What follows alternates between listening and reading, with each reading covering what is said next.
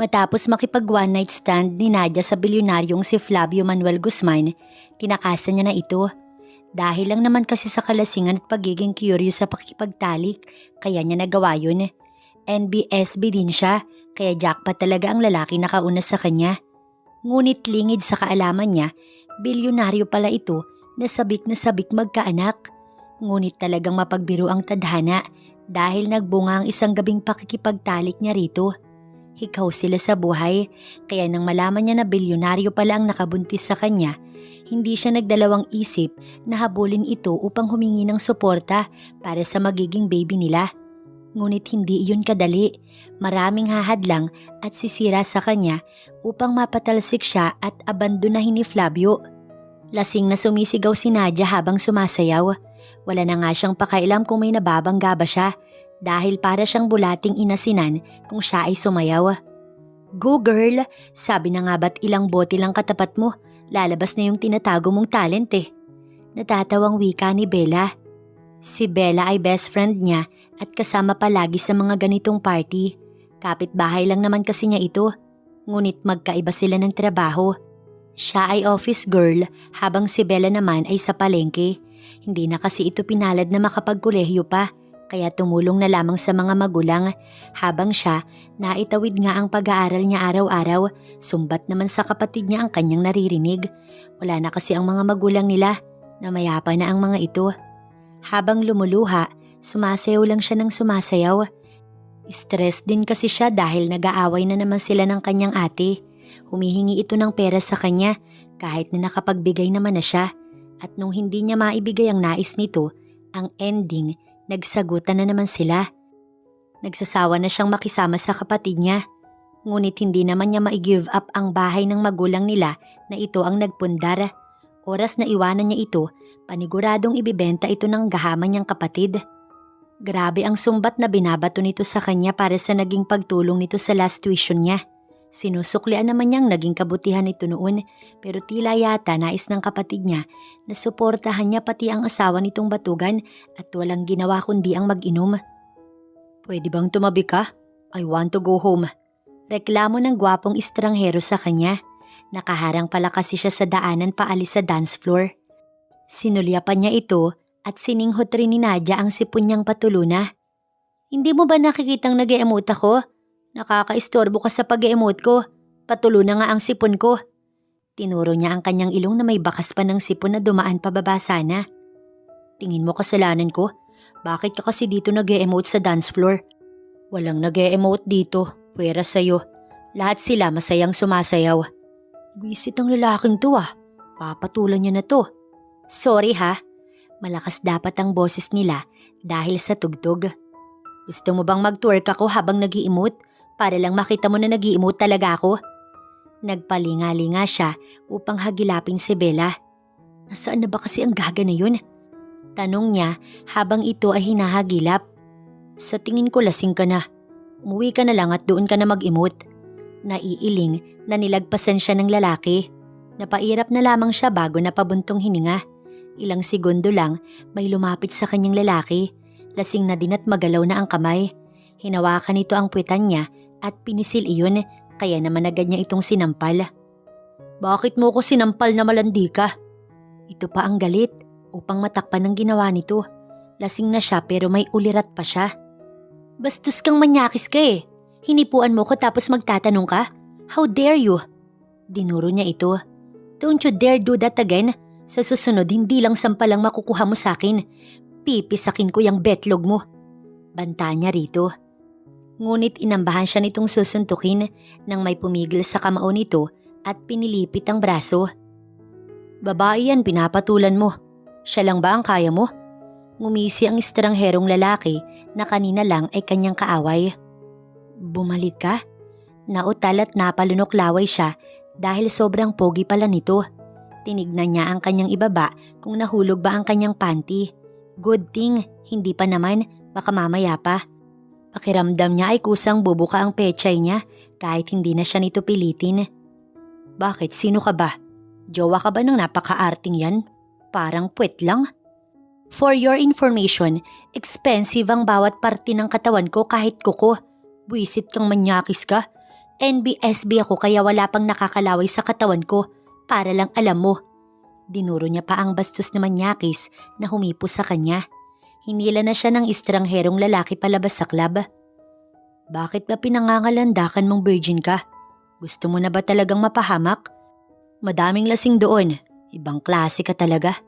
Tinaasan niya ito ng kilay. Bakit? Totoo naman ah. Tinawag niya ako malandi kaya dapat lang na ipagtanggol ko yung sarili ko. Lasing ka na. Hindi ka pwedeng mag-isa dito. Ihahatid na kita kaya sumakay ka na sa kotse. Utos nito sa kanya. At dahil lasing na si Nadia at madali na siyang mauto, walang takot siyang sumama sa lalaking hindi naman niya lubos nakakilala. Saan ba ang bahay mo? Hindi ako manghuhu. Natigilan si Flavio nang sulyapan niya ang dalaga. Nakapikit na kasi ito dahil nahihilo. Kahit saan na lang basta safe at maaari ako makapagpahinga. Sagot nito habang nakahawak sa ulo. Dahil sa babaeng ito ay napuspond ang dapat na plano niya. Dapat ay may babae siyang makakasiping ngayong gabi galing sa club na pinanggalingan nila. Inoffer ito ng baklang may-ari ng club. Bagong salta daw ito't nais magpabayad ng 100,000. Nais na niyang magkaanak, ngunit nahihirapan siya kaya naman inililihim niya ito sa pamilya niya. Hindi pa naman siya baog. Ito ang sabi ng doktor na regular niyang pinupuntahan. Ngunit kung magtutuloy-tuloy ito, maaari siyang hindi magkaanak. Kinarga na niya ang dalaga patungo sa loob ng mansyon. Huhubaran mo na ba ako? Kumunot ang noo niya. Ayaw mabastos, pero siya naman itong bastos din. Bulong ng lalaki. Gusto kong maranasang mapasukan ng ducks. Kaya mo ba yun? Hindi siya kumibo. Hindi mo kaya no? Pagak itong tumawa. Be careful what you wish. Banta niya bago ito madahang inihiga sa kama. Ngunit napamulagat ang mata niya nang hawakan ng dalaga ang bagay na iyon sa kanya. Ang taba at ang haba. Wika pa ng dalaga. Agad niya iyong inibabawan. Walang sisihan. Ikaw ang may gusto nito. Anas niya bago sinimulang hagkan ng babae. Sana lang kayanin mo ang hinamon mong alaga ko. Dagdag pa niya bago ito siniil ng halik. Nagising si Nadia na masakit ang katawan, lalo na ang maselang parte niya. Sinabayan pa ito ng sakit ng ulo dahil naparami ang inom niya kagabi. Ilang detalye lang din ang natandaan niya sa mga pinagagagawa niya kagabi. Si Bella na kaibigan niya ay hindi niya na alam kung nakauwi na ba. Basta ang alam niya, binasto siya ng lasing na lalaki at iniligtas naman siya ng estrangherong nakaaway niya. Hanggang doon lamang ang inabot ng kanyang memorya. Napasulyap siya sa kanyang gilid. Wala naman siyang katabing lalaki kaya nakahinga siya ng maluwag. Ngunit bakit masakit ang parting ibaba niya? Kinabahan siya habang sinusuri ang buong paligid ng kwarto. Nagdesisyon siyang lumabas upang alamin kung kaninong silid ba ito. Sa kusina ay may narinig siyang nagluluto. Madahan siyang pumasok upang alamin kung sino at upang kilalanin na rin. Gising ka na pala. Sit down, paluto na ito. Mag-almusal ka muna bago ka umuwi. Wika nito bago siya hinarap. Laking gulat ni Nadia na ang lalaking estranghero pala ang nag-uwi sa kanya sa bahay nito. May nangyari ba? Utal niyang tanong. Sa tingin mo ba wala? Ikaw naman makakaramdam, hindi ako. Maupo ka na. Baka sabihin mo pa hindi man lang kita inasikaso. Kumirot ang kanyang sentido. Naibigay na pala talaga niya ang kanyang sarili sa lalaking ito. Sa kalasingan niya, hindi niya na maalala kung nag-enjoy ba siya. Napabuntong hininga siya bago sumagot. Ayos lang, ginusto ko rin naman ang one night stand na iyon. Gusto ko lang malaman. Tinitigan niya ito. Dax ka ba? Para naman maipagmalaki ko sa kaibigan ko na Dax ang lalaking napagsukuan ko ng sarili ko. Ibang klase ka talagang babae ka. Natawa ito sa kanyang sinabi. Gusto mo bang makita? Sige. Nakangisi ito habang binubuksan ng zipper. Ngunit wala na ang tama ng alak kaya kinakabahan siya. Pinigil niya ang lalaki. No, don't. Iisipin ko na lang na oo ang sagot mo. Napaiwas siya ng tingin. Napaka-direct to the point mo masyado. Sobrang daling kausap. Bulong pa niya na mukhang hindi naman ito narinig. Bago ang lahat, ano bang pangalan mo? Hindi ako sanay na hindi nakikilala ang babaeng nakakasiping ko. Wika pa nito habang nilalapag sa table ang niluto. Nadia, pangalan lang masasabi ko. Private kasi akong tao so private ang life ko at ayoko malaman ng buhay ko. Proud na wika pa niya. If you think I'm interested, think again. Pambabara nito sa kanya. Ikaw ba? Tanong naman niya habang nakataas ang isang kilay. Flavio, makikilala mo rin naman ako soon. You don't need to make efforts to know me. Mayabang na sabi naman ito. Artista yan? Natatawang pangaasar niya. Modelo ka? Starlet? Extra sa mga movies? Double ka ba ng mga artista? Tell me para naman aware ako. Natatawang tanong niya. Kung ako nga ang mga sinasabi mo, tingin mo ba magagawa ko makapagpagawa ng worth 100 million na mansyon? Napasinghap si Nadia. Gusto niyang masamid sa sinabi nitong presyo ng mansyon na kinatatayuan niya. We, peking tawa ang kanyang pinakita. So, drug lord ka ba? Mahina itong napamura. Kumain ka na lang bago pa maubos ang pasensya ko sa'yo, Nadia. Malamig na wika nito na ikinatahimik na lang niya. Mamaya ay tama ang hinala niya. Baka hindi na siya makalabas ng buhay sa mansyon na ito. Lumingali nga siya upang siguraduhin na sila lang dalawa ang tao dito. At walang ibang tauhan nito na baka papatay sa kanya't magtatapon sa ilog. Sir, pinatawag niyo raw po ako. Ito ang tanong ng kanang kamay niyang si Thomas. Nakalabas na si Nadia kaya tinawag niya na ito. Biniling kasi niyang magmasid lang ito at huwag magpakita sa dalaga. Sundan mo ang babaeng yun. Gusto kong i-monitor mo siya at alamin kung magbubunga ba ng sanggol ang isang gabing pagtatalik namin. 1 buwan lang ang ultimatum ko. After that at wala pa ring update, lubayan mo na. Panibagong babae naman tayo hanggang sa magkaroon ako ng magiging tagapagmana. Ito ang billing niya kay Thomas. Masusunod po, Sir Flavio. Tumangulang siya kay Thomas. Bumalik siya sa silid niya upang igayak ang outfit niya sa pagpasok sa company. Hindi siya mahilig magsuot pero kapag may meeting ay obligado siyang magsuot nito to look formal. Sa bungad pa lang ng building, sinalubong na siya ng kanyang sekretarya. Ang mga empleyado sa company, masaya siyang binati. Araw-araw na rutina nila ito kaya sanay na siya rito. Sir, good morning. Maayos po ba ang tulog mo, sir? Pangangamusta ng kanyang sekretarya. Sana maayos, sir, ang tulog mo at healthy ka. Sir, gusto ko lang pong ipaalam na may meeting ka today with Mr. Osaka. Then, isa pang meeting para sa mag-report naman sa kalagayan ng company. Tumango siya bago sumagot. Sige, just give me 10 minutes to rest and then pupunta na tayo. Iniwan naman na siya ng sekretarya niya sa office. Sa labas kasi ang pwesto nito dahil ayaw niyang may kasama sa office. Mas priority niya na may magbantay sa labas upang hindi makapasok agad ang sinumang miyembro sa pamilya nila, liban sa kanyang lolo na siyang may-ari nitong kumpanya na ipinasa sa kanya.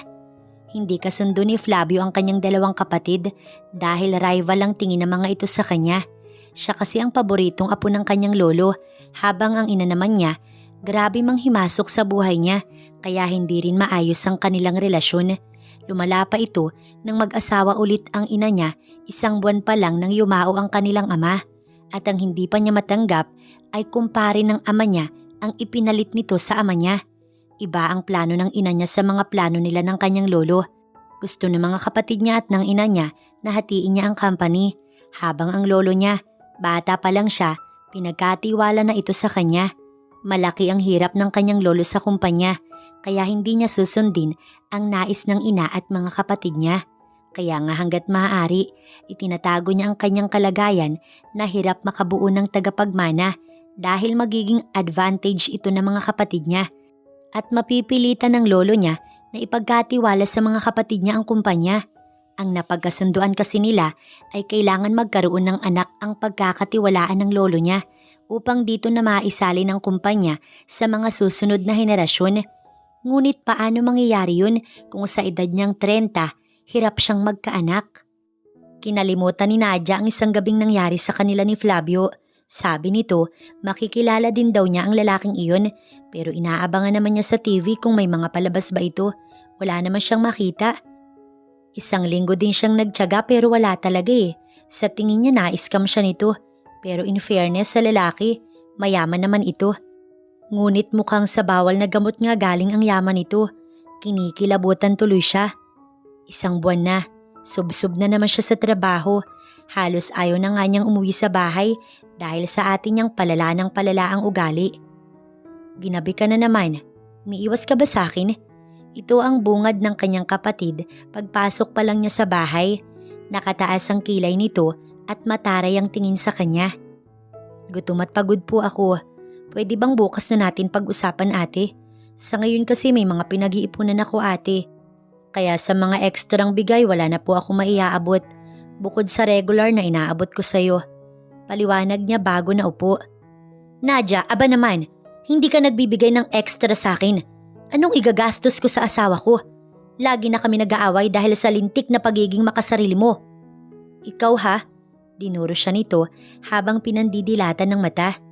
Siguro may sinusuportahan kang lalaki no? Inuuna mo pa yung landi, imbis na suportahan kami. Teka nga lang ate ha. Tumayo siya dahil sa sobrang inis. Hindi ko obligasyon na pati bisyo ng asawa mo at bisyo mo suportahan ko. Sa pamangkin ko ayos lang pero sa inyo, baka pwedeng magbanat naman kayo ng buto. Ate, hindi ako nagtatain ng pera. Pinagpapaguran ko po yung kinikita ko. Nakakatulong naman ako ah. Bayarin dito sa bahay, pati groceries kinargo ko na. Pero para pati bisyo ninyo, hindi na ho ako bata na mamanduhan mo ate. 28 na ako. Gusto ko rin namang makabili ng para sa sarili ko. Ito ang hinaing ni Nadia sa kanyang kapatid. Wala ka palang utang na loob eh. Sinampal siya ng kanyang ate. Binayaran ko yung last tuition mo, makatuloy ka lang. Tapos ito yung igaganti mo. Palibhasa may buto ka na no? Pagak itong tumawa. Ate, bakit hindi pa ba sapat yung ginawa ko? Kailangan ba buong buhay ko pagdusahan yung naging tulong mo? Ibang tao ba ako sa'yo? Kapatid mo ko ate. Dapat nga hindi tayo nag-aaway. Dapat magkasundo tayo kasi tayo lang naman ang magdadamayan. Wala na si mama at papa.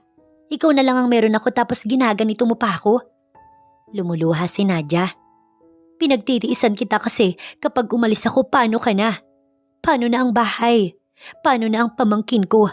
Irresponsable ang asawa mo. Napatakbo si Nadia sa lababo nang makaramdam siya ng pagduduwal. Nadia, buntis ka ba? Hindi siya nakasagot. Hindi rin naman kasi niya alam ang isasagot. Buntis nga ba siya? 1 buwan na ang nakalipas simula na makipag one night stand siya. Buntis ka? Paano mo bubuhayin yan kung dito pa lang sa bahay hirap ka na? Talagang wala pala siyang makukuhang pagdamay sa kapatid niya. Hindi ako buntis. Pagod lang to't stress sa lecheng buhay na to. Umiiyak na sagot niya bago dumiretso na sa silid niya. Mariin siyang napapikit. Kinakabahan siya na baka nga buntis siya. Hindi pwede. Hindi siya pwedeng mabuntis. Marami pa siyang nais magawa. Itatakwi lang siya ng ate niya at susumbatan lang. Kawawa lang ang anak niya dahil hindi niya maibibigay ang lahat ng kailangan nito. 1 oras muna siyang nanatili sa kanyang silid bago niya naisipang lumabas upang bumili ng piti. Binaybay niya ang daan patungo sa bukas pang store. Sa 7-Eleven pumasok siya upang doon bumili. Nahihiya pa siyang magsabi at idinahilan na sa kaibigan niya ang PT. Sa banyo ng store na rin siya nagtesting upang malaman na agad ang resulta. Mahina siyang napamura habang nanlalabo ang mga mata sa luha. Positive. Buntis nga ako. Pagak siyang tumawa. Naalala niyang delay nga pala siya. Delay na nga pala siya matagal na. Nisip niyang naglalayag lang ang menstruation niya. Ngunit hindi pala dahil buntis na pala siya. Umiiyak siyang lumabas sa store. Para siyang timang na humahagulgol. Tumigil siya sa tulay at tinanaw ang paligid. Naupo siya matapos ang ilang minuto na pagtayo. Umiiyak pa rin siya. Walang mangyayari sa kanya kung iiyak lang siya. Kaya naman bumalik siya sa 7-Eleven store upang bumili ng alak. Ihihingi na lang niya ng kapatawaran ng gagawin niya sa kanyang anak habang buhay niya itong pagdurusahan. Nagawi siya sa mga dyaryo at magasin nang makuha ng isang litrato ang kanyang atensyon. Pinahid niya ang kanyang luha at ito ay dinampot. Flavio Manuel Guzman, the CEO of Guzman Legacy. Ito ang basa niya sa nakasaad sa litrato. Kilala niya ang lalaking ito. Hindi pala talaga ito drug lord. So mali pala siya nang iniisip. Agad niya itong pinuntahan sa mansyon nito, ngunit walang ilaw sa mansyon at mukhang ilang araw na ring walang tao. Paano niya makakausap si Flavio? Paano niya masasabing nabuntis siya nito? Gayong hindi naman pala ito drug lord, maaari siyang humingi ng tulong at suporta dito para sa magiging baby nila. Inalam niya ang company ni Flavio upang bukas na bukas din, masabi niya na dito na nagbunga nga ang one night stand nila. Inumaga na si Flavio dahil may pinuntahan siyang event ng isang kaibigan. Kinabukasan naman ay maaga ulit siyang gumising upang maghanda sa pagpasok sa trabaho. Wala na siyang oras magsaya. Desperado din ang dalawa niyang kapatid na mabutasan siya kaya hindi siya maaaring magpahinga. Wala na namang nangyari sa naka one night stand niyang si Nadia. Pinatigil niya na si Thomas sa pagsubaybay dito dahil tulad ng nangyari sa iba, failed na naman. Mauuwi na ba talaga sa pagkabaog ang kanyang kalagayan? Ngunit umagang-umaga ay imbis na sa kumpanya, sa lugar ng kanyang lolo siya dumiretso dahil may emergency meeting ito. Ano na naman kaya ang problema? Bihirang magpatawag ang kanyang lolo. Ginagawa lang ito ng matanda kapag may problema. Mabilis siyang nakarating, napabuntong hininga siya bago pumasok. Ngunit hindi pa siya nakakalapit ay tinuro na siya ni Richard, panganay sa kanila. We found out na baog pala si Flavio. Nanlaki ang kanyang mata. May kinikita siyang doktor. May katibayan kami lolo. Wika pa nito. Buti na lang dumaan si Nadia sa mansyon. Saktong inabutan niya si Flavio na kakaalis lang. Pinasundan niya ito sa taxi na sinasakyan niya. Nagtataka lang siya dahil hindi sa company nito ang punta ni Flavio. Sa isang magarang bahay ito pumasok. Bumaba na siya sa taxi at agad na nagbayad. Sir, kakausapin ko lang si Flavio. Importante lang itong sasabihin ko. Ito ang bungad niya sa guard na nagbabantay. Ma'am, sino po sila? Hindi po kami maaaring magpapasok ng kung sino lang basta. Mahigpit po dito, ma'am. Ginagawa lang po namin ang aming trabaho. Pasensya na po. Sir, sige na. Importante naman po ito. May kailangan lang malaman si Flavio. Kilala naman ako ni Flavio. Kahit ipatawag na lang po ninyo si Flavio, makausap ko lang. Pakiusap pa rin niya. Ma'am, hindi ko nga po pwedeng gawin iyon. Mahalaga po yung pinag-uusapan nila sa loob. Kapag po pinagbigyan kita, baka masibak ako sa trabaho. Lalo na't iba pong magalit ang pamilya ni Sir. Hintay na lang po ninyo siyang makalabas, ma'am. Paliwanag nito sa kanya. Kapag minamahalas nga naman, hirap talaga ma-reach ng mga mayayaman. Tapos bilyonaryo pa pala si Flavio. Talagang nahihirapan siyang makausap ito. Sir, tignan mo, trespassing. Inaakit ang bakod nyo. Turo niya sa bakod, kaya agad na natuon doon ang atensyon ng gwardya. Agad siyang kumaripas ng takbo papasok sa loob ng bahay. Hindi niya nilingon ng guard na sumisigaw sa kanya upang siya ay patigilin. Ma'am, mapipilitan akong barilin ka. Sigaw pa ng gwardya. Ngunit pikit matang binaliwala niya ang sinabi ng gwardya. Hinihingal siyang pumasok sa loob. Huminto siya nang makita si Flavio na masinsinang kausap ang pamilya. Parang ang intense pa, naputol lang dahil sa kanya. Who's that girl? Guard? Guard? Ano bang ginagawa ninyo? May nakapasok na ibang tao dito sa bahay ni Dad. Sigaw ng mapusturang babae. Mom, it's fine. Kilala ko ang babaeng yan. Saway ni Flavio sa inapala nito. What are you doing here, Nadia? How did you know this place? Takang tanong ni Flavio, ngunit hinihingal pa siya kaya nakiupo na muna siya sa couch sa tabi ng matandang lalaki. Ito yata ay lolo ni Flavio. This woman! Inirapan siya ng ina ni Flavio. The audacity! Margaret, stop being rude. Sumulyap sa kanya ang lolo ni Flavio. Do you want some water, iha? Nakangiti pa nitong tanong. Hindi na siya nakasagot nang dumating ang guard at siya'y hinahanap. Ayun siya. Pasensya na po sa nangyaring ito. Hindi na po ito mauulit. Nilapitan siya ng 3 guard at balaksan ng kaladkari na palabas nang magsalita si Flavio. Don't you dare touch that woman. Bumalik na kayo sa trabaho ninyo kung gusto pa ninyong mabuhay ng matagal. Banta nito sa mga gwardya. Nakahinga siya ng maluwag dahil sumunod naman ang mga ito. Flavio, ano ka ba? Kilala mo ba ang babaeng yan para umasta ka ng ganyan? Mamaya ay may masamang balak ang babaeng yan. Bahay ito ng lolo mo at umayos ka nga. Saway ng ina nito. I already said that I know her, mommy. Walang ganang sagot ni Flavio. Margaret, kilala naman pala ng anak mo. Ano bang problema pa? Dumating na ang tubig niya na pinakuha sa maid. Uminom ka muna, iha. Sa tingin ko hindi ka dapat basta pumapasok sa bahay ng iba kahit kilala mo pa ang apo ko. Hindi mo ba siya maaaring tawagan muna o hintay na lang sa bahay niya? Mahinahon ang tanong ng lolo ni Flavio. Nahihiya siya pero kinapalanan niya ang mukha niya. Pasensya na po sir, pasensya na talaga. Sinulyapan niya ang dalawang kapatid ni Flavio at ang ina nito. May importante po kasi akong sasabihin kay Flavio. Hindi ko naman po siya naabutan sa bahay niya. Wala din po akong number niya. Sa office naman niya, kailangan ng appointment. Wala na po akong ibang paraan kaya lakas loob ko siyang sinundan kaninang umaga. Sinulyapan niya si Flavio. Buntis ako, Flavio. Oo, hindi mo ako obligasyon dahil one.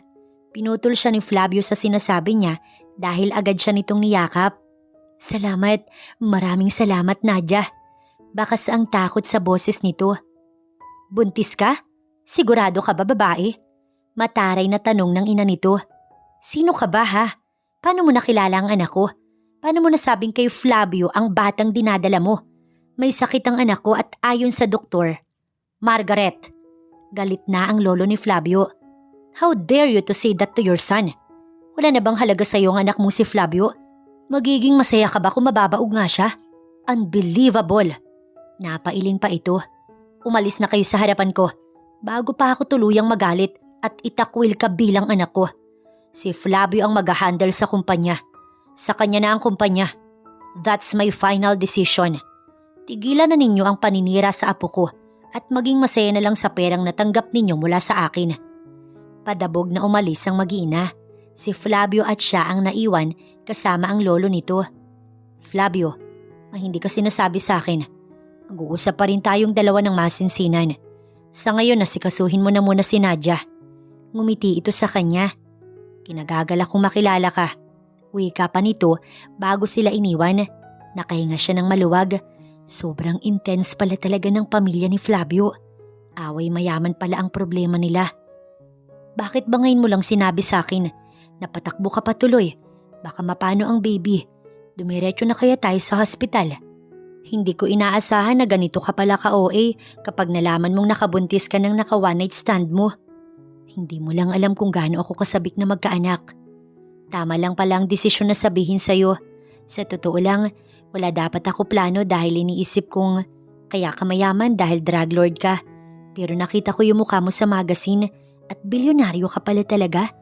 Naisipan kong humingi ng tulong sa'yo para sa suporta sa baby. Sa ngayon, ano na bang mangyayari? Curious niyang tanong. Sa akin ka natitira. That's my child. Nadia, may karapatan ako sa bata. Kailangan ko ng tagapagmana. Handa akong magbayad, Nadia. Ibig bang sabihin, kukuhanin nito ang bata tapos babayaran siya nito? 30 million, Nadia. Pakiusap, wag mong ilayo ang bata. Kapag nailuwal mo na siya, makukuha mo na ang pera. Napaawang ang kanyang labi. Malaking halaga ang perang inaalok nito. Makakapagsimula siya sa perang iyon. Isinama siya ni Flavio sa mansyon nito. Sa mansyon kung saan sila nag-one night stand.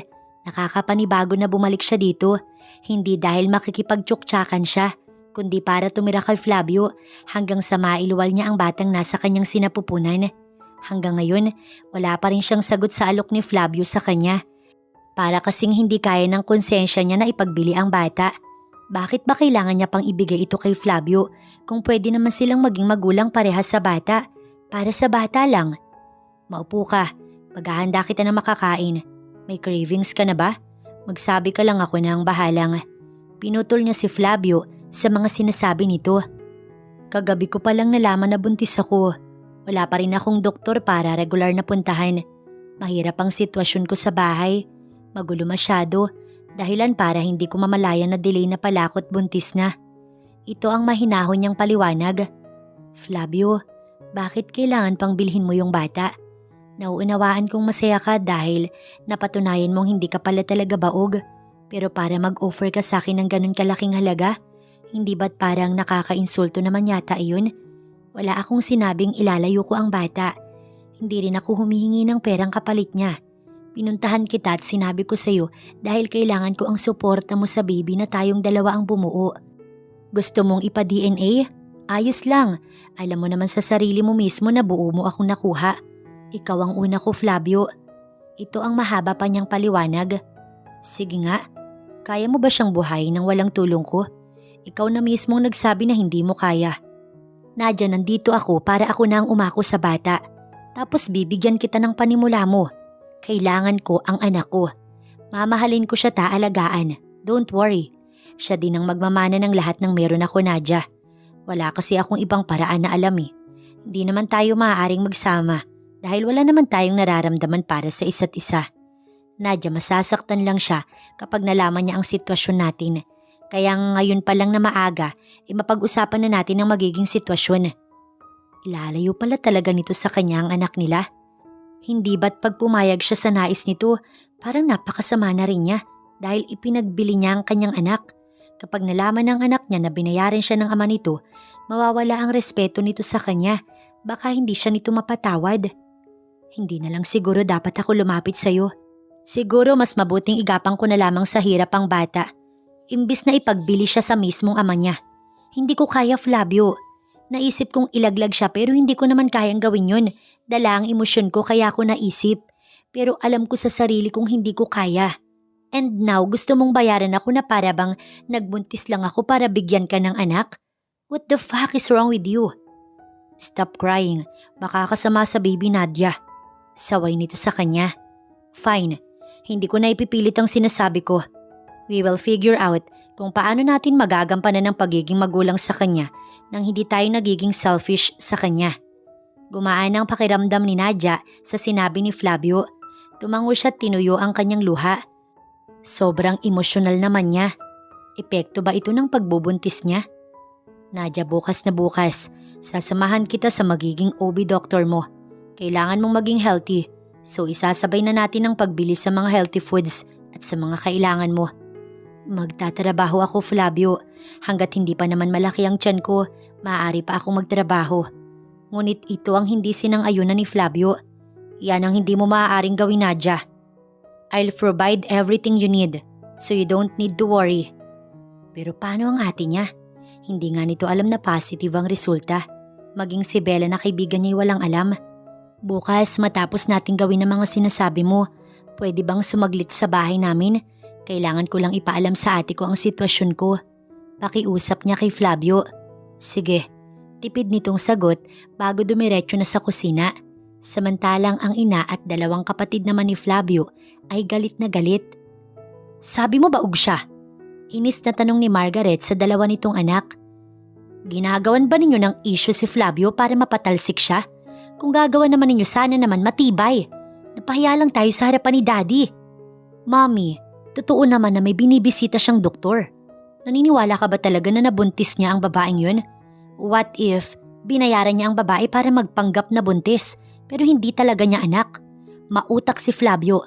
Sakim din iyon sa kumpanya kaya hindi malabong iyon ang gawin niya. Wika ng panganay na si Richard. Galit na galit sila kay Flavio dahil dito lahat pinamana ng lolo nila ang malaking negosyo habang sila ay pera lang ang natanggap. Palibhasa paborito itong apo. Paborito na nga ito ng yumao nilang ama. Paborito pa rin ito ng lolo nila. Maaaring tama ka kaya mag-iimbestiga ako. Richard, ikaw ang panganay kaya dapat ikaw ang mag-handle ng kumpanya. Sana may poder kayo ni Max sa kumpanya. Ngunit dahil ayaw pumayag ni Flavio sa gusto ko iniitsapwera niya kayong dalawa. Kung sino pa ang anak sa labas, ito pa ang mahal na mahal ng leching lolo nyo. Sigaw ni Margaret. Tinanggap niya na nga si Flavio. Ganito pa yung isusukli ng biyanan niya. Hindi naman talaga niya anak si Flavio. Hindi lang siya makatanggi sa ama ng asawa niya kaya kinupkup nila ito at kinuha sa katulong nitong ina. Karma na siguro ng ina ni Flavio na mamatay ito sa pagpapanganak kay Flavio. Tandang-tanda ko pa ang pagtataksil ng ama ninyo kaya hindi ako makakapayag na sa kanya mapunta lahat. Sampid lang ang Flavio na yon. Hindi ako makakapayag na makuha niya lahat. Magpalakas kayo sa lolo ninyo. Baka sakaling mag-iba ang desisyon niya. Bilin pa niya kay Richard at kay Max. At sa intrimitidang babaeng yon, hindi ito magiging masaya dahil aalamin niya ang tinatago nila ni Flavio. Kinabukasan, maingat na maingat talaga si Flavio sa kanya kahit sa pagmamaneho nito. Kulang na lang, sabayan na nila ang naglalakad sa sobrang bagal. Napapailing na lamang siya. Siyempre sa baby naman ito nag-aalala, hindi sa kanya.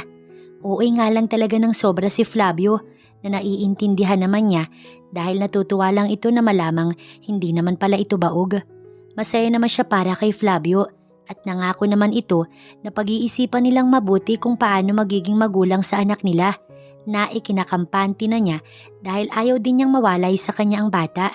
Dito ang bahay niyo? Tanong ni Flavio nang makarating sila sa bahay na tinutuluyan nila ng kapatid niya. Bahay to ng parents namin na hindi ko sana pwedeng iwan dahil ibibenta ito ng ate ko kapag nawala ako.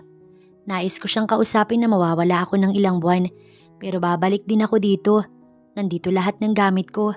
Paliwanag niya kay Flavio. Sinamahan na siya nito hanggang sa loob ng bahay. Dinatnan nila ang ate niya na tila nayayamot. Sa tingin niya ay nag-away na naman ito at ang asawa nito. Oh, may bala ka pa palang umuwi no? Natapos na ba ang paglalandi mo? Ngayon, asa na ang pera? Nilahad nito ang kamay nito.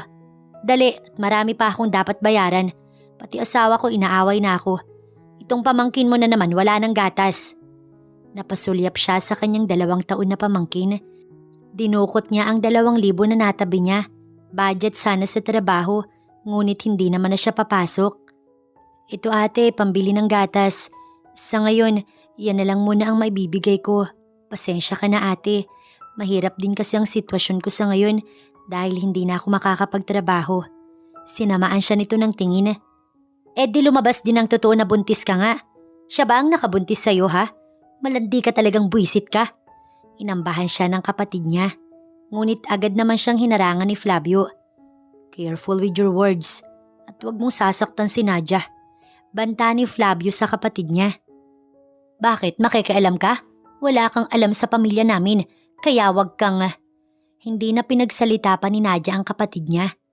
Tama na ate, basta hindi na ako makakapagsuporta. Oras na ibenta mo ang bahay, hindi ako magdadalawang isip na kasuhan ka. Hindi mo maaaring ibenta ang bahay na to. Sa magulang nating ito ate. Babalik ako. Saglit lang ako mawawala ate. Sana kahit ganyan ka pati asawa mo. Sana ate alagaan ninyo ang pamangkin ko. May pinsan na siya ate. May pamangkin ka na. Hindi na napigilan ni Nadia ang pagtulo ng kanyang luha. Sana pagbalik ko kahit papaano. Hindi ka na ganyan sa akin. Umaasa kong magiging maayos tayo. Aminado ko ate na may malaking pagkakamali ako. Pero umasa din kasi ako na ikaw ang unang taong dadamay sa akin. Isang malalim na buntong hininga ang pinakawalan niya bago inaya na si Flavio na umalis ron. Sa kotse ay hindi niya mapigilan ang mga luha na patuloy lang sa pag-agos. Tahan na, makakasama sa inyo ang pag-iyak mo. Don't worry, hindi ako papayag na ibenta niya ang bahay na pinundar ng magulang niyo. Ito ang pangako sa kanya ni Flavio. Talaga bang gagawin mo yun? Nautal na tanong pa niya habang lumuluha. Oo naman, bakit hindi? Tumahan ka na't umuwi na tayo Nadia. Tinuyo ni Flavio ang kanyang mga luha. Kumalma naman siya kaya umuwi na sila. Sa mansyon, nag-iisip si Flavio kung ano bang hindi niya dapat na gawin. Simula ngayon dapat siyang maging maingat dahil nakita niya sa mga palabas sa TV na masamang magalit ang mga buntis. Napabuntong hininga siya habang pinagpapawisan sa masinsinang pagre-research. Kanina ka pa dyan ah. Ano bang tinitignan mo't seryosong seryoso ka? Natatawang tanong ni Nadia nang makita siya sa sala. Agad niyang itinago ang cellphone. Binulsa niya ito bago hinarap si Nadia. Wala lang to, may kausap lang kasi ako kaya ganito ako kaseryoso. Pinaningkitan siya nito ng mata. Talaga? Kasi kung may mga tanong ka, maaari ka namang magsabi sa akin. Willing naman akong sumagot. Ngumiti siya at umiling. Wala naman, ayos lang, salamat na lang. Tumaas ang kilay nito at nag-iba ang aura. Salamat na lang? So ayaw mo nga? Ha? Napakamot siya sa batok. I didn't say that. I don't want pero iniisip ko lang na baka mapagod ka lang kaya magpahinga ka na. Maraming rest ang kailangan mo Nadia. Bukas ba? May mga gusto ka bang ipabili? Uuwi ako ng maaga para sa dinner. Inilihis niya ang usapan. Bukas, wala naman ako naiisip na ipabili. Sa ngayon naman, isa lang ang hiling ko. Tinitigan nito ang damit niya. Gusto ko sanang magsuot ka ng Hello Kitty na terno. Maganda kasi sa paningin ko eh. Gusto ko na makakita ng ganun. Pwede mo bang gawin yun? Seryoso ba? Gusto niyang tumanggi kaya lang nagigilty siya sa expression ni Nadia. Pero kung ayaw mo naman wala namang problema. Magtitiis na lang ako na hindi makitang suot mo ang request ko. Napabuntong hininga siya. Sandali lang. Paalam niya bago tinawagan ng kaibigan niyang si Eddie. Bro, napatawag ka. Ginulat mo naman ako. Tanong nito nang sumagot. Paano ba niya sasabihin? Nakakahiya ang gagawin niya pero no choice. Para naman to sa nagdadala ng kanyang anak. Bilhan mo nga ako ng terno pajamas na Hello Kitty.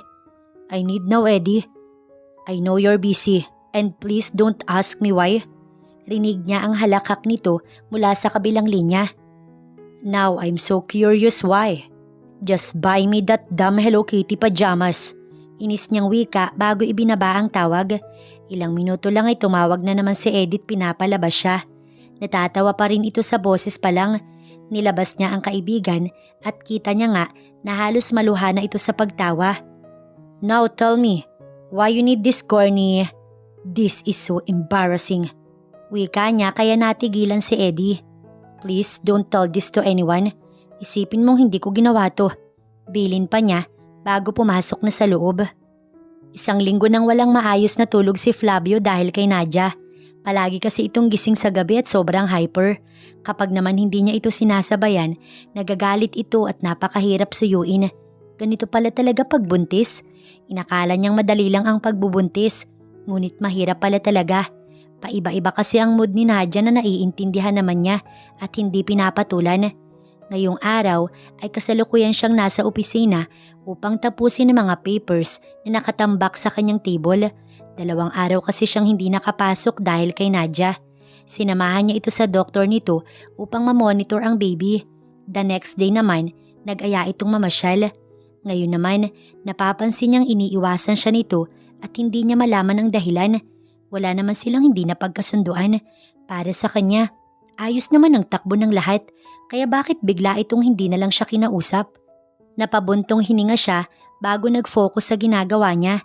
Ngunit hindi talaga siya makapag-concentrate. Bandang 3:00 nag-out si Flavio. Binabalak kasi niyang dumaan muna sa kaibigan niyang si Eddie. Sa tingin kasi niya, ito ang makakatulong sa kanya at makakapagbigay ng advice. Bro, nagugulat na ako sa'yo, palagi kang sumusulpot. May number naman ako sa'yo. You can call me anytime. Natatawang wika pa nito nang pagbuksan siya ng pinto. Nandito na ako. Pwede bang wag mo na akong asarin pa? Bakit? Wala na ba akong karapatang pumunta? Naiinis niyang tanong bago nilagpasan ng kaibigan. May beer ka ba? Sandali lang, maglalabas ako. Bumalik na may dalang beer si Eddie. Inabot nito ang isa sa kanya bago siya nito muling tinanong. May problema ba? Hindi ba na-satisfied sa Hello Kitty na pajamas? Iba naman ngayon. Pakiramdam ko umiiwas siya sa hindi ko malaman na dahilan. Magulo pala talaga pagbuntis, no?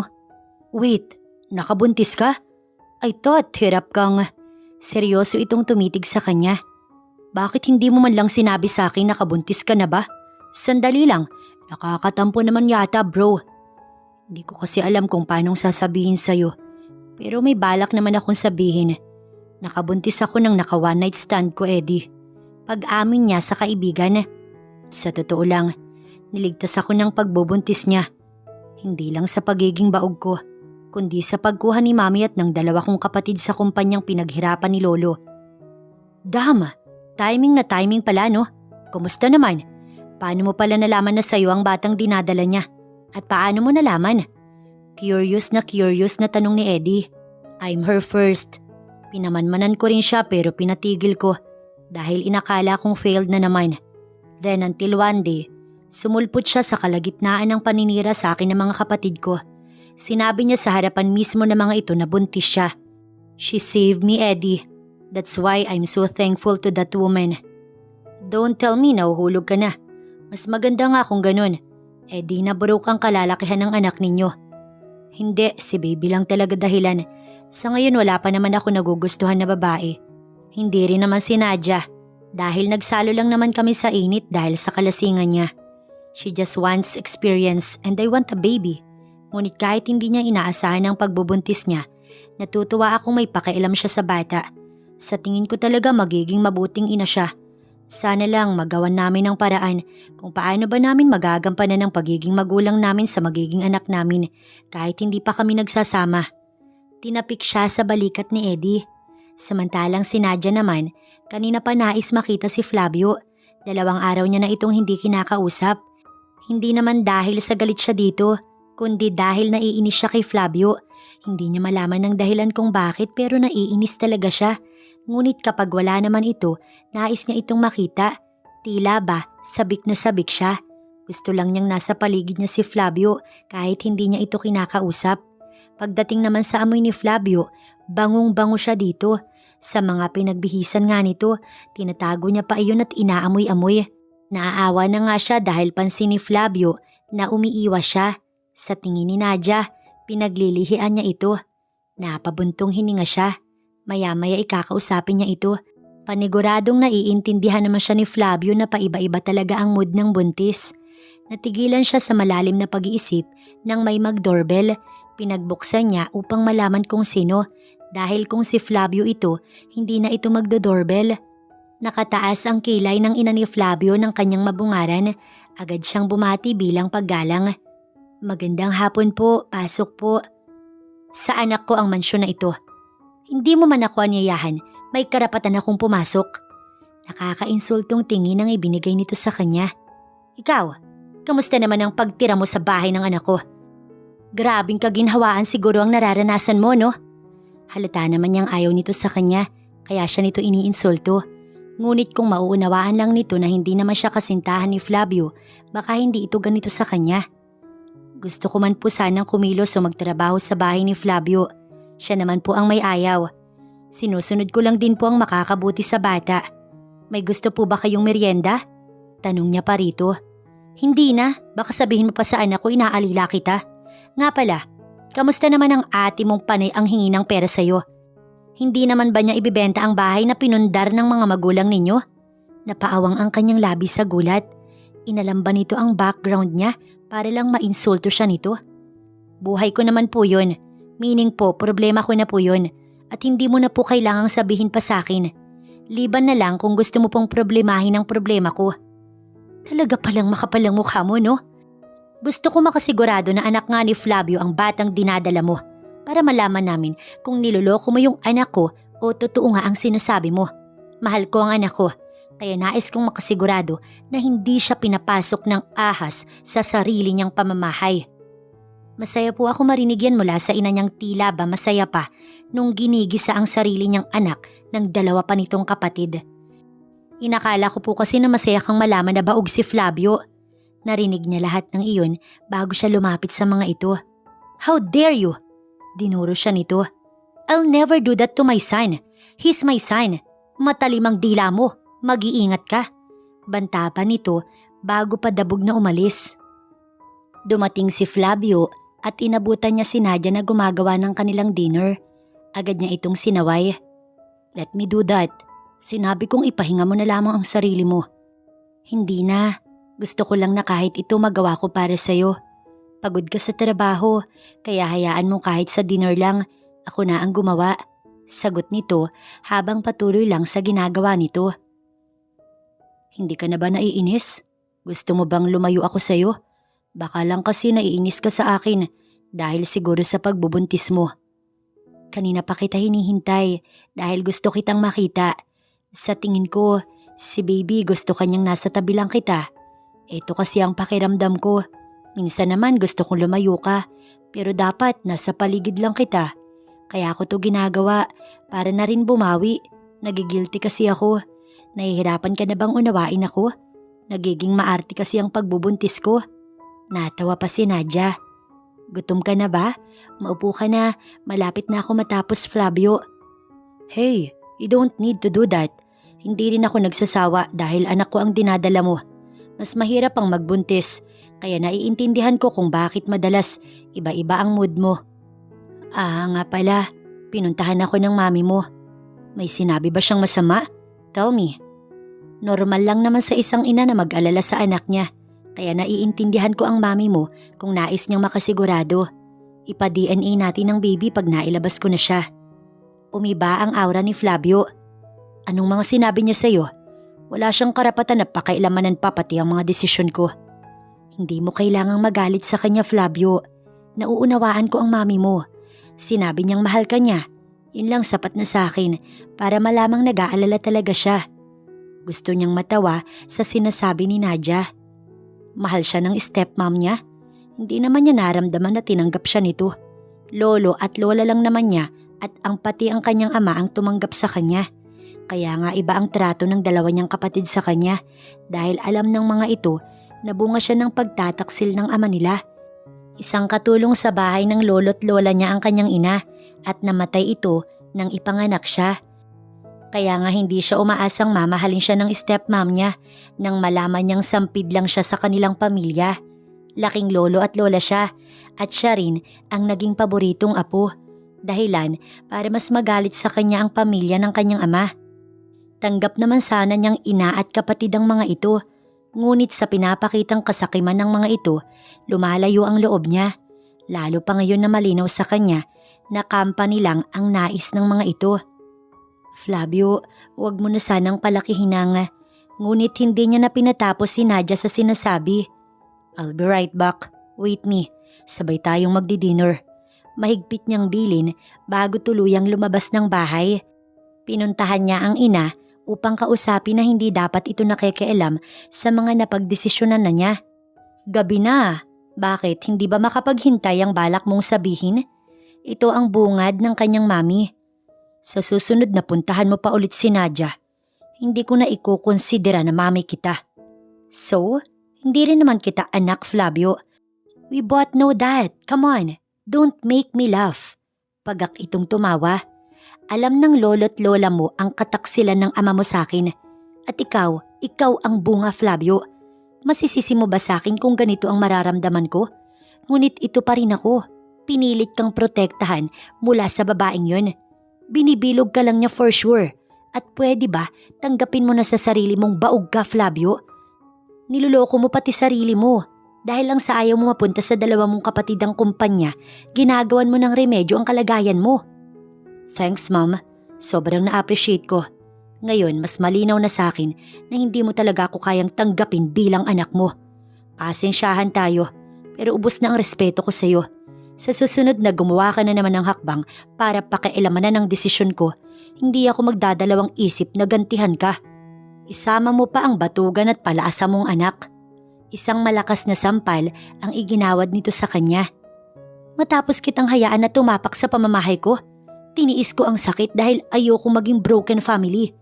Pero alam mo bang wasak na ako nung nalaman kong nagbunga ang panluloko ng ama mo sa akin? Pasalamat ka, tinanggap kita na kuhanin ka niya. Tapos gusto mo, ituring pa kitang anak na parang wala lang itong sakit na kinikimkim ko. Kung sana, hinayaan mo sa dalawa ang kumpanya, baka natuwa pa ako sa'yo. Pero hindi eh, sakim ka rin kasi. Hindi ako salamin, Mami. Coming from you talaga? Hindi ba't kung may sakim dito, kayo yun? Balak niyong parti-partihin ng kumpanyang pinaghirapan ni Lolo. Iniingatan ko lang yun kaya hindi ko pinapaubaya sa inyo. Hindi na ako bata para manduhan mo. Lumabas na ang totoo na hindi mo talaga ako kayang tanggapin kaya bigyan na natin ng limitasyon ng isa't isa. Tinitigan niya ito ng mata sa mata. Para lang sa kaalaman mo, hindi ako baog. One night stand ang nangyari. Pero at least ngayon, masasabi kong hindi ako baog. Inirapan niya ito at tinalikuran. Malalantad din ang lihim ninyo ng binayaran mong babae. Mailalabas ko din yan. Maghintay ka lang, Flavio. Ito ang malakas na sigaw nito, ngunit hindi niya nanilingon. Bumalik siya sa mansyon. Magsasalita na sana siya nang bigla siyang yakapin ni Nadia. Hindi ko na siguro dapat sinabi sa'yo sorry. Dahil yata sa akin, nagtalo na naman kayo ng mami mo. Hindi mo kasalanan, Nadia. Kumalas ito sa yakap. Pasensya na, emosyonal ako. Nagpunas ito ng luha na nanggigilid sa gilid ng mata. Kanina pa kita hinihintay. Kumain na tayo, Flavio. Tumango siya't sinundan na ito patungo sa dining area. Pasensya na, ito lang ang nakayanan ko. Sabihin mo ang paborito mong ulam para magawa ko, Flavio. Basta luto mo, paborito ko na.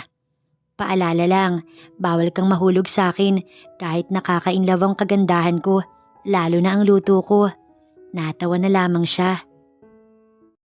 Kahit nakakainlaw ang ganda at luto ko? Napasabunot si Nadia sa kanyang sarili. Kalokohan, corny mo naman Nadia. Pinapagalitan niya ang kanyang sarili dahil sa nakakahiyang sinabi niya kanina sa harap ng hapagkainan. Sobrang OA naman niya para sabihin pa yun. Tinawanan lang tuloy siya ni Flavio. Siguro iniisip nito na siya ang posibleng mahulog. Napabuntong hininga siya. Kasalukuyan siyang nasa silid niya at hindi madalaw ng antok dahil hindi mawala sa isipan niya ang mga pinagsasasabi niya kanina sa harapan ni Flavio. Samantalang si Flavio naman natatawa hanggang ngayon, hindi rin siya madalaw ng antok. Habang tumatagal, nagiging cute sa paningin niya ang dalaga. Ano ba tong iniisip ko? Kasasabi nga lang niya na wag mahulog eh. Pinagalitan din ni Flavio ang kanyang sarili. At dahil hindi siya makatulog, naisipan niyang lumabas upang magpaantok. Ngunit napasulyap siya sa pinto ni Nadia at halos sabay lang pala silang lumabas. Oh, bakit gising ka pa? Sabay din nilang tanong. Kasi hindi pa ako inaantok. Si Nadia na ang muling nagsalita. Ganon din ako. Grabe, hindi ako madalaw ng antok ngayong gabi. Gusto mong mag-movie marathon? Masama sa'yo ang magpuyat kaya para makatulog ka, manood na muna tayo. Tapos ihahatid na lang kita sa silid mo. Wika pa niya, natinanguan naman ni Nadia. Pinag-set up na niya si Nadia ng movie na gusto nito habang siya gumawa ng kanilang snacks. Ito ang unang beses na may makakasama siyang babae sa pag-movie marathon. Madalas ay si Eddie o si Thomas lang ang kanyang kasama. Sa ngayon si Thomas, pinagbakasyon niya na muna. Kailangan din itong dumalaw sa pamilya. Since wala pa naman masyadong gagawin at siya naman ang nagbabantay kay Nadia, pinauwi niya na muna ito sa probinsya. Ito na ang snacks. Wika niya bago ito inilapag. Napasulyap siya sa movie na pili ni Nadia. 365 days? Gulat man siya sa movie choice nito, pigil naman ang kanyang tawa. Hindi ko pa kasi siya napapanood. Sa tingin ko maganda naman ang kwento niya. Romantic. Nakita ko lang kasi ang trailer niya. Naiilang na sagot pa nito. Ayaw mo ba? Sige palitan ko na lang ng iba kung hindi mo bet. Wika pa nito, ngunit agad siya nitong pinigilan. No, that's fine. Good choice naman, romantic nga eh. Mag-snacks ka habang nanonood. Alok pa niya bago iniabot dito ang popcorn na gawa niya. Mahilig ka ba sa may mga abs? Natatawang tanong niya nang makita ang abs ng lalaking bida. Ganyan din ang abs ko. Proud na sabi pa niya. Hindi naman sa hilig ko ang ganyan. Basta maganda daw ang film, Flavio. Pwede bang manood ka na lang? Natawa na lamang siya bago tumahimik. Sa kalagitnaan na may mga scene na sobrang intense, nanunuyot ang lalamunan ni Flavio. Lalo pa pag dumidikit ang balat sa kanya ni Nadia. I don't think this is a good idea. Ito na lamang ang nasambit niya sa isipan habang pigil na pigil sa alaga niyang gustong magwala at magalit. Ayos ka lang ba, Flavio? Pawis na pawis ka kasi. Yeah, I'm fine. Just focus on watching. Sagot niya na sinunod naman ng dalaga. Uminit ang pakiramdam ni Nadia. Kasalanan naman niya ito. 365 days pa yung pinili niya. Alam naman niyang may mga scenes ito na talagang intense. Nakakaramdam siya ng kakaiba, ngunit naitawid naman niya matapos ang movie. Pinatay na ni Flavio ang TV kaya balak na sana niyang tumayo nang bigla siya nitong buhatin. Ibaba mo nga ako, kaya ko namang lumakad, gising pa naman ako Flavio. Wika niya na hindi naman ito pinapakinggan. Maingat siya nitong inihiga sa kama. Wala itong imik habang inaayos ang kanyang kumot. Ngunit ito na naman, bumalik na naman ang kakaibang pakiramdam na naramdaman nila habang nanonood ng movie. Matulog ka na Nadia. Sweet dreams. Bulong pa nito bago akmang aalis na sana nang hawakan niya ang kamay nito. Bakit, may problema ba? Tanong pa nito sa kanya. Sa tingin ko, gusto ng baby na makasama kita. Iba kasi ang pakiramdam ko Flavio. Nahihiyang sagot niya. Walang imik itong tumabi sa kanya. Ang kamay niya ay naglakbay sa loob ng shirt nito upang kapain ang sinasabi nitong abs. Gusto ko lang malaman kung totoo yung sinasabi mo. Gusto din ba ng baby yan? Natatawang tanong ni Flavio. Hindi, gusto ko na to, hindi ni baby. Bumaba ang kanyang kamay sa alaga nitong galit na pala. Kinabahan pa nga siya nang ikambyo niya ito. Bakit ganito? Don't go there. Stop going there, baka hindi ako makapagpigil.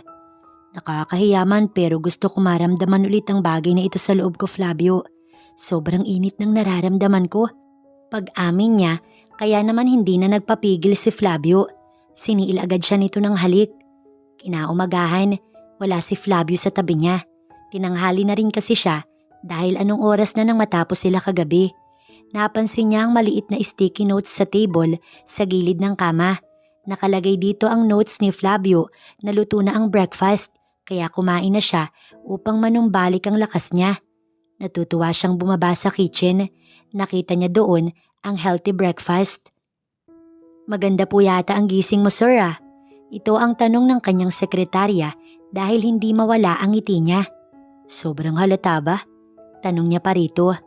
Sir, hindi ka po ba nangangawit? Kanina ka pa po nakangiti. Masaya lang ako dahil maayos ang tulog ko. Palusot na lamang niya kahit ang totoo. Masaya siya dahil may bigla ang pangyayari kagabi na hindi niya inaasahan. Lumabas na muna ang sekretarya niya, ngunit isang oras lang bumalik ito sa loob ng office. Sir, may nais pong makipag-usap sa inyo. Sino daw? Hayaan mong pumasok. Long time no see, Flavio. Nakangiti si Lily habang nakatitig sa kanya. Anong ginagawa ng ex-GF niya dito sa opisina niya? Buong maghapon na maganda ang mood ni Nadia. Hindi na nga siya makapaghintay na makasama ulit si Flavio. Gustong-gusto niya na itong umuwi pero nagdadalawang isip siyang tawagan ito. Habang hinihintay si Flavio, naisipan niya na munang magpahangin sa labas. Sa garden ay naisipan niyang magdilig ng mga tanim na halaman. Malawak kasi ang mansyon, kaya naman malawak din ang garden at may fountain pa nga ito. Habang nagdidilig siya, may kotse namang pumasok. Natuon sa kotse ang kanyang atensyon. Nandito na naman ba ang ina ni Flavio para insultuhin na naman siya? Bagay naman pala sa iyo ang maging katulong. Natatawang pang iinsulto nito sa kanya. Mas bagay sa iyo ang maging alila ni Flavio, imbis na maging parausan. Hindi niya gusto ang term na parausan. Hindi rin naman siguro siya ginagamit lang ni Flavio bilang parausan. Sa pagkakaalam ni Nadia ay dahil lang sa kalasingan ng nangyari sa kanila nung una at kagabi naman ginusto nilang dalawa mismo. Huli na huyata kayo sa balita. Hindi niya ako parausan. One night stand ang nangyari sa amin pero buo niya ako nakuha. At alam mo bang nasundan yun kagabi? Matamis siyang ngumiti. Pakiramdam ko nga, unti-unting nagiging komportable kami sa isa't isa eh. So, lumabas din ng totoo na nilalandi mo nga ang anak ko. Hindi ka ba nahihiya kay Flavio na kahit na gusto mong maging impyerno ang buhay niya, tinatawag mo pa rin siyang anak? Hirap na hirap ka sigurong magpanggap, no? Bakit ba patuloy ang pagbalik mo dito? Pinahihirapan mo lang si Flavio. Ito ang totoo, mama. Hinimas ni Nadia ang kanyang tiyan. Magiging ama na si Flavio. Hindi mawawala sa kanya ang kumpanya na ipinagkatiwala ng lolo niya. Tigilan na ninyo ang kasakiman ninyo. Baka sakaling bumalik ang respeto niya. Hindi mo dapat ako minamaliit. Marunong ako mag-observe. At base sa nakikita ko, ikaw at ang dalawa niyang kapatid ang kontrabida sa buhay niya. Sisiraan mo din ba ako? Para ano? Para makuha ang inaasam ninyo? Ma'am, ako mismo ang nagsasabi sa iyo sa harap mo na hindi mangyayari ang binabalak ninyo. Talagang lumakas na ang loob mo, no? Pagak itong tumawa. Tingin mo talaga gusto ka ni Flavio? Dahil lang sa baby kaya ka nandito. Kilala ko ang batang yun. Kapag nakuha na niya ang kailangan niya, tae ka na sa kanya. Nakakatawa ka. So all this time, umaasa ka palang magiging totoo ang meron kayo. Nadia, nakakaawa ka sa totoo lang. May kirot sa puso ni Nadia. See? I see the desperation in your eyes, Nadia. Sige, hayaan na lang muna kitang mangarap. Habang si Flavio kasama ang ex-GF niyang si Lily. Sana nga ipursu ulit siya ni Lily. Si Lily naman kasi bakit iniwan pa itong si Flavio? Panigurado ko ngayon babalikan niya na si Flavio. So paano ka na? Hindi siya sumagot. Sige ha, mauna na ako sa'yo at makikipag-meet pa ako sa gusto kong mapangasawa ni Flavio. Sa Australia kasi siya naman lagi eh. Ngayon nandito na siya, madalas na silang magkikita ni Flavio. Actually, ngayon nga nasa opisina siya ni Flavio.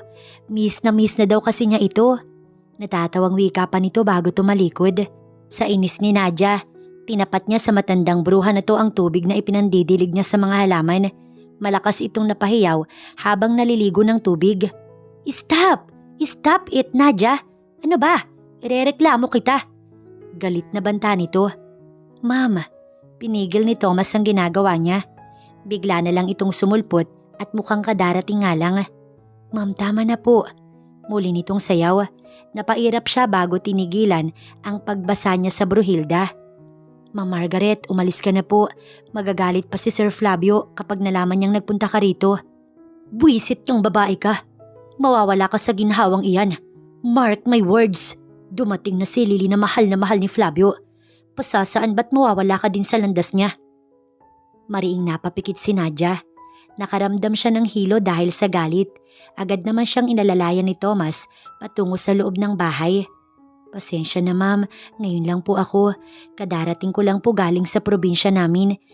Hindi pa ako pinapauwi ni Sir Flavio pero pakiramdam ko kasi kailangan po ninyo ko. Paliwanag ni Thomas sa kanya. Ma'am, kapag nalaman ni Sir ito, tiyak na magagalit siya sa stepmom niya. Stepmom? Napakunot ang kanyang noo. Hindi pala niya ito tunay na ina. Tanong niya pa rito. Ma'am, hindi pa pala nasasabi ni Sir. Pero opo, hindi niya po ito tunay na ina. Si Sir Flavio po kasi ay anak ng katulong ng lolo at lola niya. Ngunit namatay ito nang ipanganak siya kaya naman sa lolo at lola niya siya lumaki. Dahil sa ugali ni Ma'am Margaret, nagbago ang pakikitungo ng ama nila sa stepmom niya. Dahilan para maghanap ito ng iba. At kahit mali, nagbunga nga iyon. Now I know kung bakit ganun ang Bruhildang iyon kay Flavio. Thomas, may isa pa akong nais malaman. Tinitigan niya si Thomas. Si Lily ba? Totoong ex-GF ni Flavio? Mahal na mahal ba talaga niya ang babaeng iyon? Ma'am, totoo po iyon. Si Ma'am Lily po umalis siya para sa pagmamodelo niya. Grabe ang lungkot at sugat na iniwan ito kay Sir Flavio. At sana nga ma'am, wala nang nararamdaman si Sir Flavio dahil hindi naman deserve ni Ma'am Lily si Sir. Para bang sinaksak ang kanyang puso. Nagpaalam na muna siya na magpapahinga sa silid niya. Gabi na wala pa rin si Flavio. Sa tingin ni Nadia, talagang kasama nito ngayon si Lily. Bandang 8:00 nang may kumatok sa pinto ng silid niya. I'm home. Pasensya na ginabi ako. Sabi ni Thomas hindi ka pa kumakain. Hinihintay mo ba ako?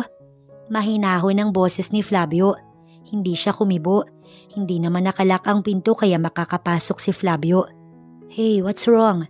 Pasensya na ginabi ako. Nabanggit ni Thomas na pumunta na naman si Mami dito. Hayaan mo at ibinilin ko sa guard na ilagay na sa blacklist ang mami ko. Babalikan mo na ba si Lily? Paano na ako? Itatapon mo na ba ako? Nasasaktang tanong ni Nadia habang lumuluha. No, I would never do that. Paano mo nakilala si Lily? Sinabi ba ni Mami sa'yo? Kuyomang kamao ni Flavio. Hindi na mahalaga kung paano ko nalaman. Gusto ko lang malaman mula sa'yo kung paano magiging sitwasyon ngayong bumalik na ang ex mo at ang babaeng minamahal mo.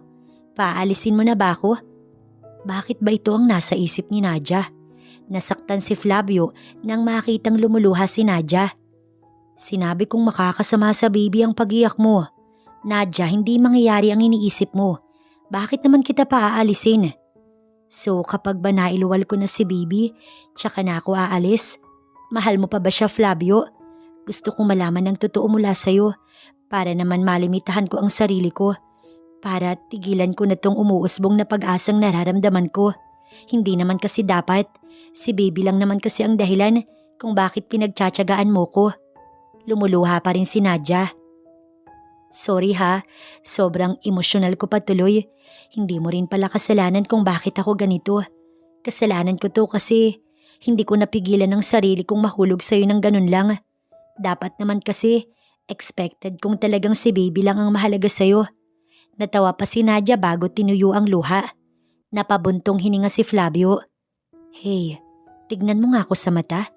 Sa tingin mo ba talaga? Wala akong pakialam sa'yo at puro si baby lang. Nadia, mahalaga ka na sa akin. Hindi mo dapat iniisip ang mga bagay na yan. Paliwanag niya habang nakatitig sa mata nito. Pwede bang humiling?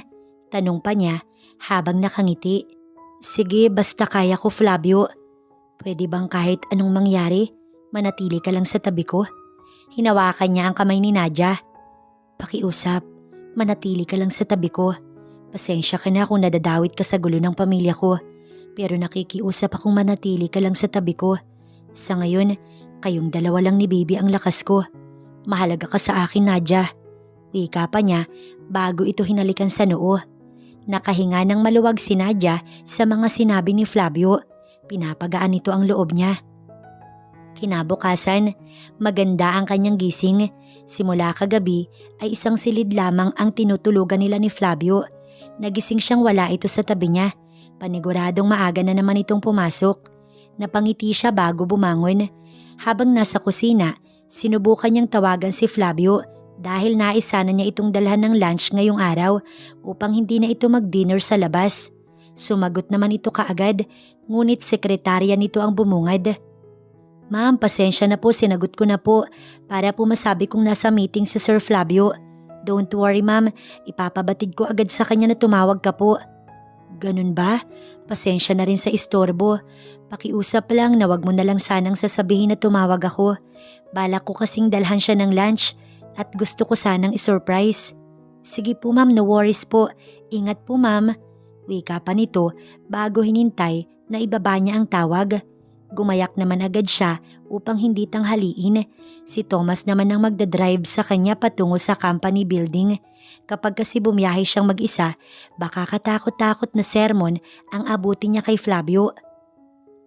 Lingid sa kaalaman ni Flavio at Nadia na nagsanib puwersa ang demonyitang stepmom ni Flavio at ang ex nitong si Lily upang mapaghiwalay ang dalawa at mapatalsik si Nadia sa mansyon. Ito ang dahilan kung bakit umuwi si Lily. Ang stepmom ni Flavio ang may kagagawan at ngayon galaiting-galaiti ito sa galit dahil mahihirapan na nga yata silang paghiwalay ng dalawa dahil nagiging totoo na ang feelings nito para sa isa't isa. Umuusbong na ang pag-ibig ng dalawa. Hindi mo na ba kayang gawan ng paraan, Lily? Umaasa akong may magagawa ka kapag bumalik ka dito sa Pinas. Sinusubukan talaga ako ng babaeng yun. Galit na wika ni Margaret. Tita, don't worry. Kung hindi makuha sa pakiusapan, edi dadaan ko sa sapilitan. Easy lang to, tita. Dahil alam ko sa sarili ko na mahal pa rin ako ni Flavio. I'll do anything para lang maalis ang malanding babae na yun. Nakangising paliwanag ni Lily. Kapag nawala ang bata sa sinapupunan niya, paniguradong magagalit si Flavio ng husto. Or worst, baka ipakulong pa siya nito. Humahalakhak ang dalawa. Ma'am, mag-iingat po kayo. Bili ni Thomas kay Nadia nang makababa siya sa kotse. Hintayin ko po kayo dito. Dagdag pa nito na tinanguan niya. Masaya niyang binaybay ang daan patungo sa office ni Flavio. Hello? Si Flavio ba nasa office na? Tanong niya sa sekretarya nito na nakabantay lamang sa labas. Ma'am, nasa meeting room pa po pero tapos na po ang meeting. Hinihintay ko nga po si sir para sabihing pupunta ka po. Hindi na, ako na lang ang pupunta sa kanya doon. Nakangiti pa siya habang patungo sa meeting room nang matigilan siya pagpasok niya. Nahulog ang dala niyang lunch ni Flavio dahil sa nasaksihan niya.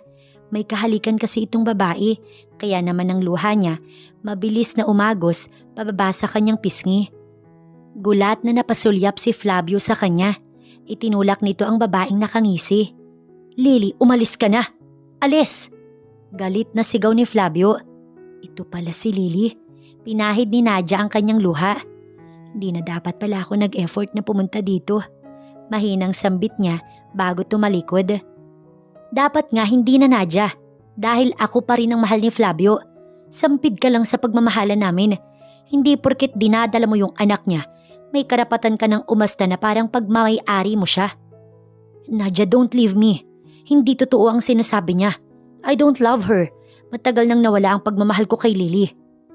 Hindi naman kita iiwan, Flavio. Gusto ko lang na maayos muna ang sitwasyon natin. Ito na lamang ang isinagot niya bago tuluyang umalis nga. Pasakay na sana siya sa kotse nang agad na bumaba si Thomas at binulungan siya. Ma'am, may sumusunod sa atin kanina pa.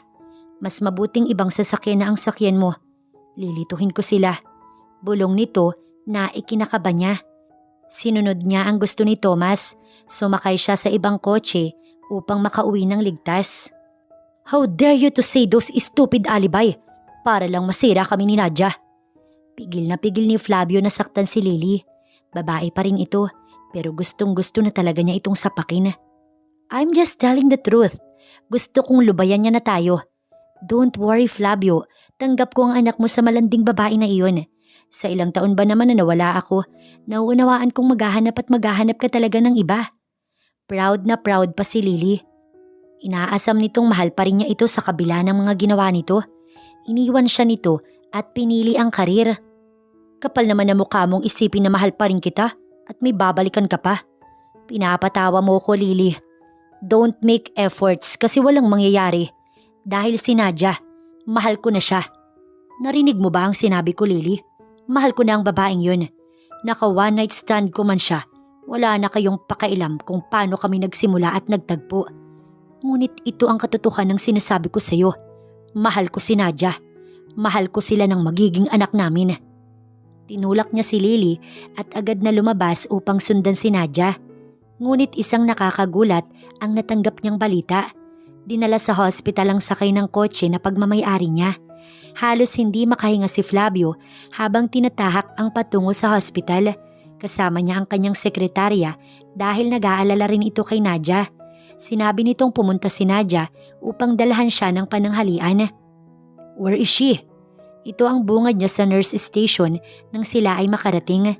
Sir, hindi po namin maibibigay ang details kung wala pong pangalan na sinasabi. Nadia at Thomas, sila ang sinugod dito dala ng aksidente. Kadadala lang daw ng sakay ng kotse dito. Yun ang sabi sa akin. Asikasuhin mo na agad kung ayaw mong mawalan ng trabaho. Napagtaasan na ito ng boses ni Flavio dahil sa labis niyang pag-aalala kay Nadia. Naibigay naman agad sa kanila ang room number na kinalalagyan ng pasyenteng isinugod. Ngunit si Thomas lang ang nadatnan niya. Nakuyom ni Flavio ang kamao niya. Thomas, nasaan si Nadia? Kamusta si Nadia? Ilang sandali na lang, tutulo na ang luhang kanyang pinipigilan. Sir, safe si Ma'am Nadia. Nasa mansyon na po siya't nagpapahinga. Nalinlang ko po yung mga taong nais silang saktan ng baby. Kumaripas siya ng takbo palabas ng hospital. Ang sekretarya naman niya ang naiwan na kay Thomas upang ito esikasuhin. Nabunutan lang ng tinik si Flavio sa puso nang makita niya si Nadia na nanonood ng cartoon sa sala. Kaagad na tumulo ang kanyang luha. Niyakap niya ito ng mahigpit habang umiibis ang kanyang mga luha sa kanyang pisngi. Salamat naman at ligtas ka. Hindi mo alam kung gaano ko nag-alala. Napakunot ang noo ni Nadia. Bakit ba? Si Thomas ba, kamusta? Pinauna niya na ako dahil naramdaman niyang may sumusunod sa amin. Hindi naman siguro siya napahamak, di ba? Nag-aalala nitong tanong. He's fine now. May mga naging galos dahil sa impact ng pagkakabangga sa kotse. Sa tingin ko, ikaw ang punteriya. Mabilis lang itong naramdaman ni Thomas kaya pinag-iba kanya ng kotse. Ha? Binangga ang kotse? Nanggigilid ang luha ni Nadia. Diyos ko, paano na si Thomas? Dahil sa akin kaya siya nasaktan. Bumagsak na ang luha nito. Hindi ko mapapatawad ang sarili ko kapag may nangyari maging sa baby. Napabuntong hininga si Flavio. Hindi ko mapapatawad ang sarili ko kapag may nangyari sa'yo. Mahal na mahal kita, Nadia. Salamat naman at ligtas kayo ni baby. Kumalas ng yakap si Nadia sa kanya. Pero si Lily, pinutol niya ito. Forget that woman. Ikaw ang mahal ko at ikaw ang pipiliin ko. Magiging isang masaya at buo ang pamilya natin. Maging totoo tayo dito, Nadia. Parehas tayo ng nararamdaman, di ba? Bakit ba magpapaligoy-ligoy pa tayong dalawa? Don't worry, Nadia. Pagbabayarin ko ang mga taong kasangkot sa pangyayaring ito. I will find the truth upang magbayad sila sa kasamaan nila. Numero 1 ang stepmom ko. Sa ngayon, kailangang mahanap ang taong nautusan upang malaman kung sino ang nagplano sa pangyayaring ito. Ito ang paliwanag niya kay Nadia. Muli silang nagyakap. Umaasa si Nadia na sana hindi ito magawa ng stepmom ni Flavio kahit pa may lamat talaga ang relasyon ng dalawa. Sa ngayon, nakalabas na si Thomas sa hospital At ang taong gumawa ng krimen, pinaghahanap na sa ngayon. Tahimik ang stepmom ni Flavio at ang dalawa nitong kapatid dahilan para mas maghinala si Flavio sa mga ito. Si Lily naman ay ganun din.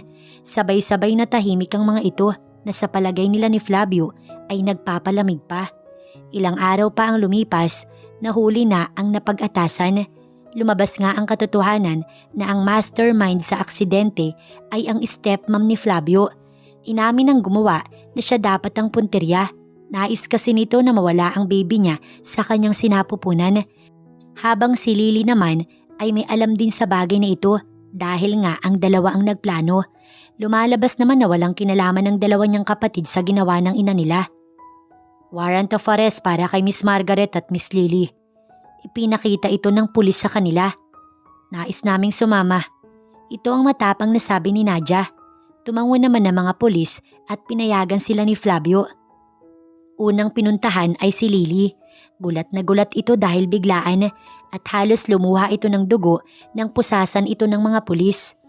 Sumunod naman ay ang stepmom ni Flavio.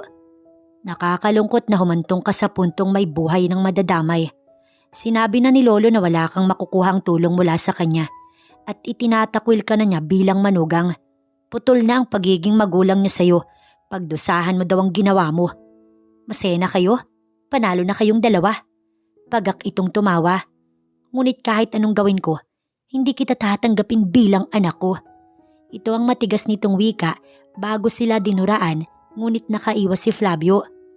Malala na ang galit sa puso ni Margaret. Napabuntong hininga si Nadia bago niyakap si Flavio na nakamasid na lamang habang sinasakay ang dalawa sa pulis mobile. Matapos ang pagkakakulong ng dalawa, naging kampante na ang puso ni Flavio na wala nang mananakit kay Nadia. 2 buwan na ang tiyan nito at mas lalo pa siyang naging maingat sa mag-ina niya. Iniiwasan niya itong ma-stress habang ang lolo niya nakasuporta lamang sa kanila kahit alam nito kung paano ba sila nagsimula ni Nadia.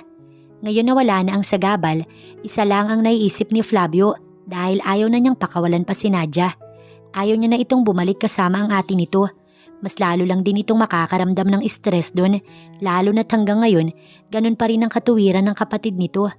May mga tao nga talagang sadyang matigas ang kalooban, kinain na ng galit ang mga puso nila, dahilan para mabulag na ito sa pagpapatawad. Lalim naman ang iniisip mo, sir? Tanong ni Thomas nang lapitan siya nito. Hindi naman masyado. Thomas, may pakiusap lang sana ako. Maaari mo ba akong tulungang mag-set up ng proposal para kay Nadia? Hindi ko kasi alam kung paano ko sisimulan. Nahihiyapan niyang pakiusap dito. Mag-search tayo sa YouTube, sir, kung paano sila nagsiset up ng proposal. Then, gayahin natin ang ibang details. Ito ang suggestion ni Thomas. Oo nga pala, wala pa naman itong asawa o kahit kasintahan man lang, kaya wala din itong masyadong ideya. Napabuntong hininga siya bago sinunod ang payo nito na tumingin na muna sa YouTube. Samantalang si Nadia naman nagpapahinga sa sofa. Himas niya ang kanyang tiyan habang nanonood ng favorite niyang cartoons. Ma'am, maistorbo na po kita. Si Sir Flavio kasi nahihilo daw po. Kinabahan siya at agad na tumayo. Ha? Bakit hindi ka pa tumawag ng ambulansya? Thomas, tumawag ka na, dalian mo. Utos niya bago pinuntahan si Flavio na nasa labas daw, sabi ni Thomas. Nakahandusay na daw ito sa labas, bumagsak na dahil sa hilo. Ngunit paglabas niya, hindi nakahandusay si Flavio ng bungaran niya, kundi nakaluhod na Flavio habang may nakalabas na maliit na box. Sabi ni Thomas, nakahandusay ka na kaya sobrang nagalala ko. Napangiti ito bago sumagot. Pasensya na, dinamay ko pa si Thomas sa naisip ko. Nakaluhod ako dito sa harapan mo dahil may nais akong makuhang sagot mula sa iyo, mahal ko. Bakas ang kaba at takot sa mata ni Flavio. Will you marry me, Nadia? Nais kong makasama ka habang buhay. Oo naman, may dahilan pa ba para hindi ako magpakasal sa iyo? Yes, I will marry you, Flavio. Isinuot ni Flavio ang singsing sa kanya bago siya niyakap. Naipaalam agad nila ito sa lolo nito at sa mga kaibigan ni Flavio. Sinubukan din ni Nadia na ipaalam ito sa ate niya at umaasa siyang magbibigay na ito ng puwang sa puso upang maging maayos na ang relasyon nito. There's always a room for forgiveness. Kaya naman hindi siya susuko at hindi magsasawang iparamdam sa kapatid niya na mahal niya ito. Kinasal sila ni Flavio sa loob lamang ng 1 buwan na paghahanda. 3 buwan na nga ang tiyan niya at talagang halata na. Ngunit naitawid pa rin naman nila. Hindi nagtatapos sa mga pagsubok sa buhay nila. Ngunit masasabi naman nilang hindi rin matitibag ang pag-ibig nila sa binubuo nilang pamilya.